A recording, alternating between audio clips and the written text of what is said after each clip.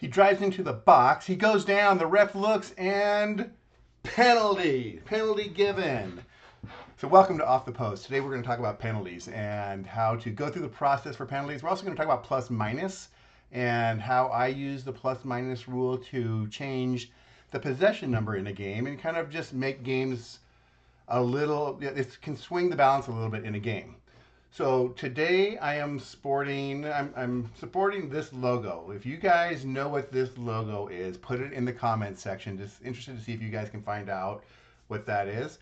A place I visited last month, I think. So anyways, maybe in early this month. I don't know. It was very cool. So getting to it, we're going to talk about the penalties. So this is Off the Post episode number 2, penalties and plus minus. So what I'm going to do today, I have the setup. It's a game that I have getting ready to go. It's going to be Manchester United and Chelsea, just for the purpose of showing cards and showing how this process works out. I changed it a little bit. I put the team cards up here in the corner so you can see that there and there. So you can see what the team cards are, because you need the team cards to determine whether it's a penalty or not. After that, we'll talk about the plus minus and how that works. Okay, so penalty. I'm using the Andy the Andy Lewis flipper here. So Andy Lewis has a ton of flippers on his site. He has one for 2 versions for Net Result Soccer, one for the original sets and one for the sets that I've created. There's a couple extra things to check. In particular, penalties is one of them. So not going to play, but just going to show. A player has penalty rating. So you can see Fernandez here has a penalty rating there. And over here, Cole Palmer, he has a penalty rating. So if the roll goes into that range, so let's say for Fernandez, he rolls a 23-6. It's a 23-1-9, basically. So the only one that wouldn't be is a 0 or a 10. And you look at that in the play roll right there. So if that's a 23 and a 1-9, it's a penalty. It's a possible penalty. From there, you need to check the other team's penalty kick allowed rating, penalty kick defense rating. So you roll into Bruno Fernandez's range. Chelsea's penalty kick defense is a 34, so you can see that there. Check that against the PK corner kick rating here. So in this case, if Fernandez rolls into the PK and that's a 19, Chelsea covers that. So 1-34 will not be a penalty kick because that's what their penalty kick defense is. A 35 and above will be. So if you roll again, that would be a penalty kick because it's a 97. So that's the first part of it. You have to determine whether the play is a penalty or not. It's in the player's penalty kick range, and the team that gives up the penalty allows it or not. This is one of the changes that I made in my sets versus the original sets, is it gives teams that don't allow many penalty kicks a chance to actually defend it. So in the original sets, if a penalty kick came up, it was going to be a penalty kick regardless of how many penalties a team allowed against them in real life. Manchester United has a penalty kick defense of 56, so they give up less than Chelsea. The higher the number, the better, because they cover more of that penalty kick roll. So that's the first case. You've rolled into the range, you check the penalty kick defense, it's a penalty. So the next step is it a goal or not? So the penalty kick takers have a rating in here. And this is black, but the new sets that I'm creating, it's red. So I just hadn't made that change yet in the Premier League. So for Fernandez, it's 100. For Cole Palmer, it's an 80. That's a 1-100 roll. So 100 being the highest, 1 being the lowest. So Fernandez made every one of his penalty kicks. But you also need to take into account the opposing team's keeper penalty kick adjustment. So Robert Sanchez is a -2. Not a big adjustment. I've actually seen this happen though. So with that -2, Fernandez is a 1-98 going to be a goal, and 99-100 will not be. There's your roll. There's your target. You have a couple places to check this. You're going to need you're going to need a couple numbers after the penalty kick is taken. So one is to check if it's a penalty, if it's the goal. If it's not a goal, what do you do after? So you can read the PK rating down here, that PK rating, which is fine. That is a 1-100 roll. for Fernandez on a 1 to 98 is a goal at a 5. So I'd have to roll a lot of times for it to be a 99 or 100. But if it's in the penalty kick taker's range, it's a goal. If it's not, then you have to determine what are you going to do after. If the penalty kick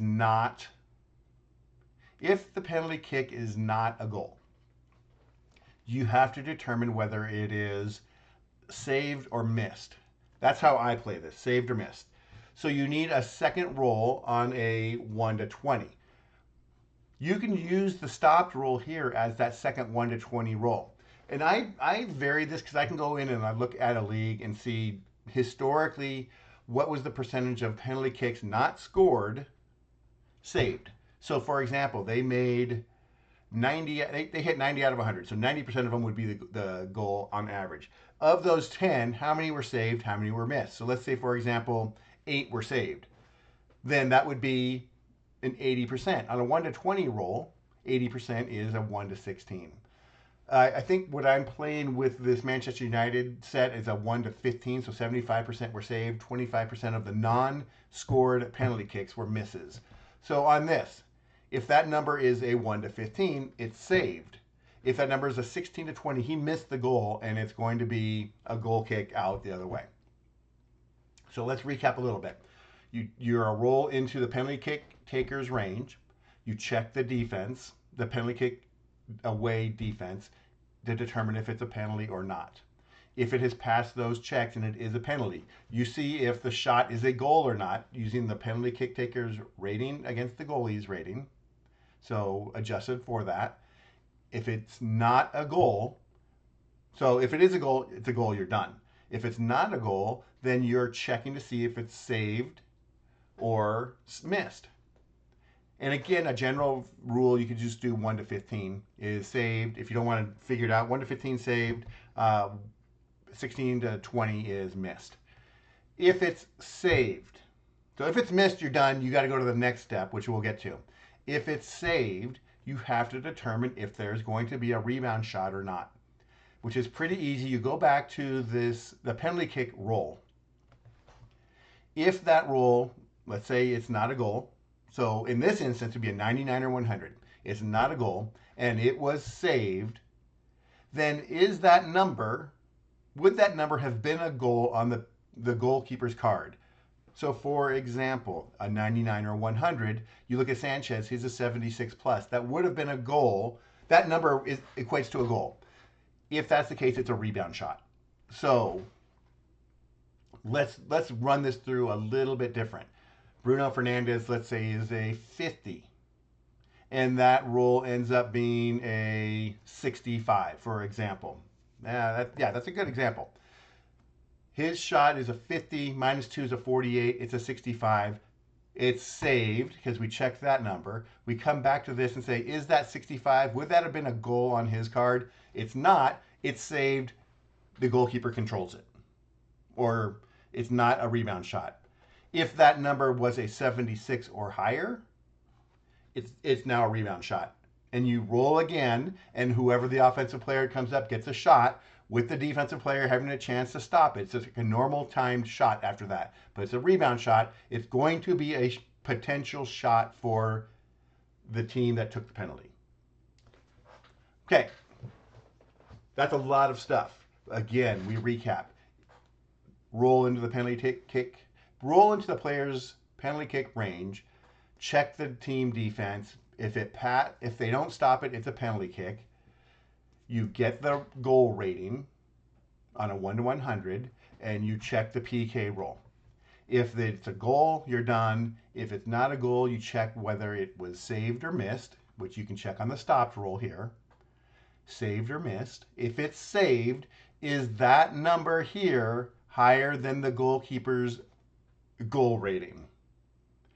If it's not, then you go to the next step. If it is, it's a rebound shot, and you do a new roll with the team getting a shot attempt against the defense, like a normal shot possibility.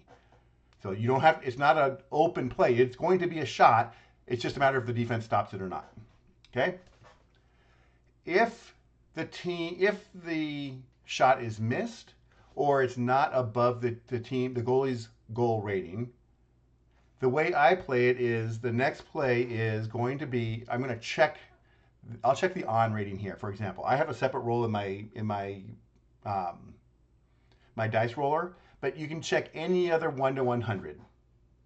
And that's this one that you can check the keeper rating, whatever you want to check on those two. Is that number higher or lower than the goalkeeper's off target normal rating? I'm just trying to see, does the goalkeeper's team control the next roll, or is it an aerial battle? That's all I'm trying to do here. You can play it open, just roll, and it's an open roll, like you punted it down the field, and it's going to be that. What I do is determine, like any shot that the defense controls, do they get to keep it, or is it an aerial battle? So in this case, I check that to 71. Sanchez is 70, so it's higher than that, so it's going to be an aerial battle. Player 7 versus player 10. If that number is a little bit lower, 61, the next roll goes to Chelsea. And that's how you do penalties. So there's several steps involved, and it seems really technical. This is honestly the slowest part of the game that I play, because there's a lot of little pieces to check. But with this flipper, or with the roller I use, it's pretty much one roll will determine everything unless it's a rebound shot. So everything's on your screen here. You just got to designate what roll you're going to use for what piece of information that you want. So that's it. Penalties. Final summation. It's into the player's penalty kick range. You check the defense. It's either the defense stops it or the defense doesn't. If the defense stops it, that's it. It's a stop. It's like a P. You roll the next play. If they don't stop it, it's a penalty.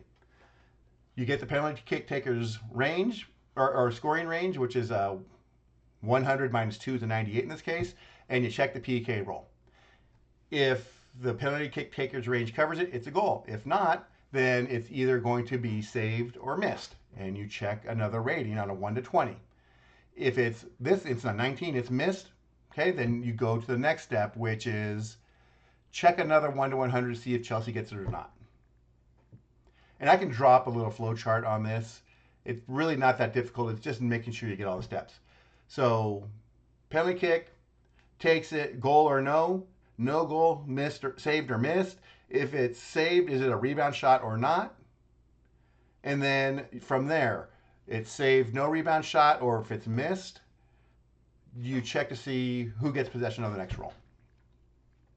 After that's done, I adjust the penalty kick defense by 30. So you have to make a note of that on your score sheet or something, that to limit them being overrun by penalties, I would raise that up by 30, so that would be 64 now. So the next penalty kick check that comes, it's a 64. That's it. So that would be how I play penalties. The next thing I want to talk about is plus and minus advantage. And I'm going to do something here. Let's see if I can pull it up. And okay, I had to go back and look at this. Back when I first started playing in 2014, I was going through the message boards, and David posted this post on July 3rd, 2014. I am sending this rule with new games. It's optional. So it comes in the rules. There's a plus minus gaming option. Basically, whenever an 11 is rolled, you're going to check to see if a player gets a plus or a minus. And this is equivalent to a hot day, cold day, or he picks up a knock, or he's feeling great this day. Or I used to play baseball, and there's days you pick up the bat, and the bat feels so light, you know you're going to hit the ball hard. So whatever that is equates to in soccer. You're feeling it, you're playing great, you're a plus. You're not feeling it, you're a minus. The way that I play it, this is the original setup that David put out, and he's changed it a little bit through time, but I still play this. On a 1 to 11 roll, you need to check a number to see if it is positive or negative. So again, going back to the flipper here, you need to determine what rating you're going to use to see if it's a positive or negative. I use possession number, but the flipper doesn't list possession number. It's just a way home. You can use the PK number. You can use the stop number. You can use whatever that number. You can use the minute. If the minute is odd, then it's going to be a plus. If it's an even in time, you can say it's a negative. Whatever you want to choose, you need a positive. You need a even or odd, not positive, even or odd number. Okay, so let's go back over to here. To give more benefit to the defensive players, because the forwards get all the glory, they get all the goals. So defensive players get a bonus in this. So forwards are a +2. Attack mids are +3, midfielders 4, D mids are +5, defenders are +5. I use the first position listed on the player's card always. It's just easy for me to look at that first position. Okay, this is their position, this is what they get. If the number is a odd number, it's a plus. If it's an even number, it's a minus. And minuses are always -1, no matter what. So a player in the base rules are going to be a plus or a minus. They always start at 0. They're going to be a plus or minus. In the base rules, this doesn't have any effect on the player itself.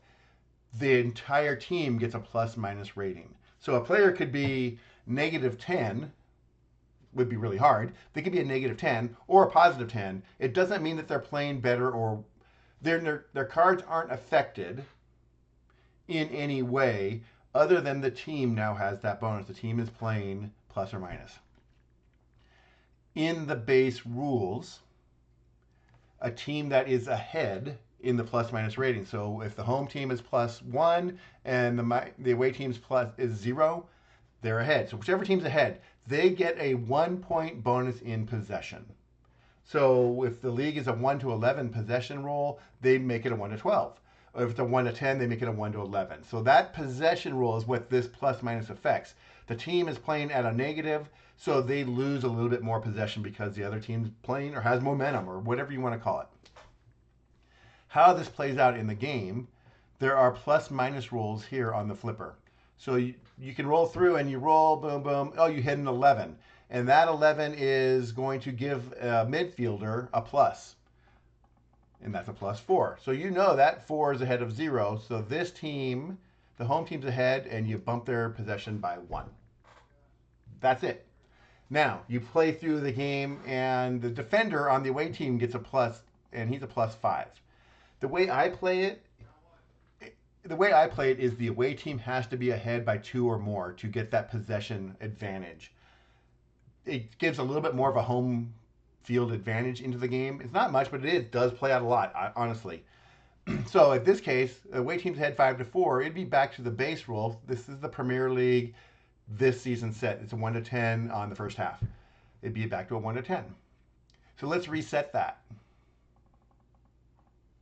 And we'll just say the possession is 1 to 11 we're playing. And you play, and boom. A home player hits an 11, and it's an even number on your check. They drop 1. This is where the big advantage is for home team. They drop 1, but they don't lose possession. The way I play it, they don't lose possession, a possession number, because the away team has to be ahead by 2. And that's where this really comes in, is they can afford to drop 1 and still not be punished. Whereas the away team, if they drop 1, the home team gets that advantage. And that's the base rules on how I play it. I also do things, because I play real life lineups, real life subs. If a player's injured, I don't take them out. I leave them in there because they'll be subbed out if they're really subbed out or whatever it is. I make them a -2. So it just affects the team overall rating. They're a -2. I also do endurance checks. If a player fails an endurance check, because I don't pull them out because I do real life subs, that becomes a -1 for each failed endurance check that they hit. It's a -1. So you're playing the game, a player gets a -1, they're now a -2, or however you want to play that, but that's how I do it. Also, if a player gets 5 fouls, I was playing that where I give him a yellow card, but whatever you do here, you're affecting the flow of play, which affects the statistics and how they come out. This is a minor, but it does affect the play. The more that you modify things, the more that the numbers aren't played out how they're supposed to. Let's put it that way. And I was doing that, and I was giving a penalty to players that failed endurance checks, and I would have them drop like a 1 to 15 on a shot would be good. A 16 to 20 would be a turnover, or on a block shot, same thing. I'd change the ratings around a little bit, increase their foul numbers, and there's different things you can do. It's all up to you how you want to play it. I do know there's a couple modifications that are out there. If you go to the Delphi forums, you can check to see what people are doing. One of them is, I think it's affecting their ability to get turnovers, and it affects their block shot or the stop shot capabilities based on the number, the plus minus number. Uh, One of them I saw is it is a gradual change in possession. So let's say if a home team's ahead by 1 to 6, 1 to 7, 1 to 8, whatever it is, it's only a 1 point change. If it gets above that number, now it's a 2 point change. And there's another range that gets above that, it's a 3 point change. So, and I really thought that's a good use of it because the team's really feeling it. They're plus a lot. There's still only a 1 point adjustment in my game, but I had thought that's actually a pretty good way to go. You can adjust that range if you want. All those rules are there for you to play with, to whatever you want to make the game feel right. I do it based because I try to keep as close to possible as the cards are determining the play and the stats are played. Because I make the cards, I want to check. I always want to check statistical accuracy. So any modification I make adjusts that statistical accuracy some, and so I try to keep it base as much as I can. But that's it. That plus minus comes from that rule, from that post, July 3rd. David was playing on near 4th of July on 2014. July 3rd, 2014. I ran with it, and I've made some modifications, and people that are playing now have made some modifications. They've gone back and forth and done some things. David will always say this: if you want to customize the game, that's up to you. You want to make the game more to what you want or what feels right. It's up to you, and it's all good. It's your game to play. And really, for me, I just want people to play the game.